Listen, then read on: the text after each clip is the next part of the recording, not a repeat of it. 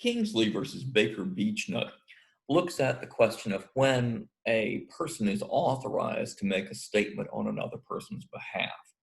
So in this case, A.R. Jackson was the supervisor for the plaintiff, in this case, Kingsley.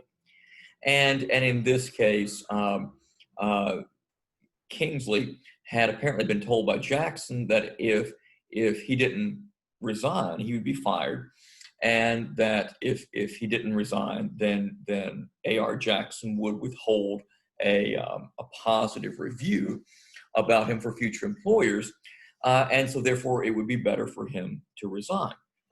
And so the question is whether, what are the consequences of him resigning versus being fired?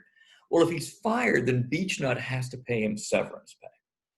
And so Jackson, or rather Kingsley, figures this out, and he reneges on his resignation and says, "Fire me," in which case he's entitled to severance pay. Well, as part of the proceeding, they want to show that A.R. Jackson, his supervisor, was improperly threatening him with a threat of a bad recommendation if he didn't resign, and therefore the promise of a good one if he did. And that's improper according to this case under employment law.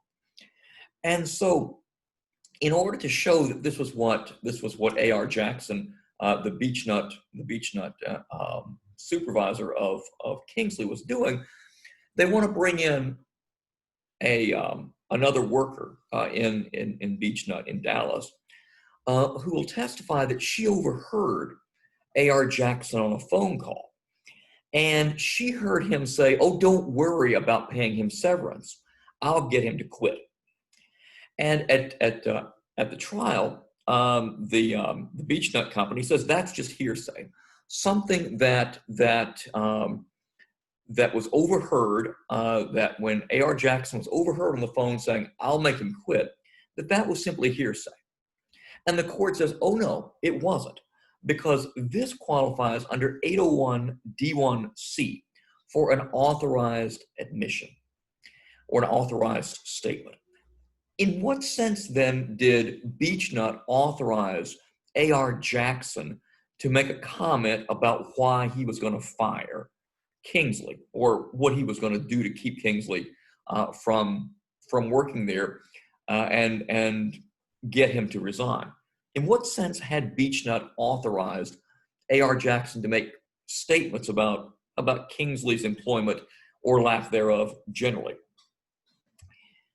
Well, the court says that since Jackson was Kingsley's supervisor and was responsible for evaluating his work, that any statement that Jackson would make about the quality of Kingsley's work, about his continued employment with the company, those things were all within the scope of things that he's authorized to say, and his words are required, in fact, for him to do his job. And so anything then that Jackson would say with regard to Kingsley would be things within the scope of his supervisory role at Beach Nut, and therefore things that Beach Nut had expressly authorized Jackson to say about Kingsley. And so therefore the statement in this case, "Don't worry, I'll get him to quit," was about his employment, and therefore within the scope of things Beach Nut had authorized, and therefore could then be attributed to Beach Nut as a party admission, because it was something that Beach Nut had authorized its employee, A.R. Jackson, to say.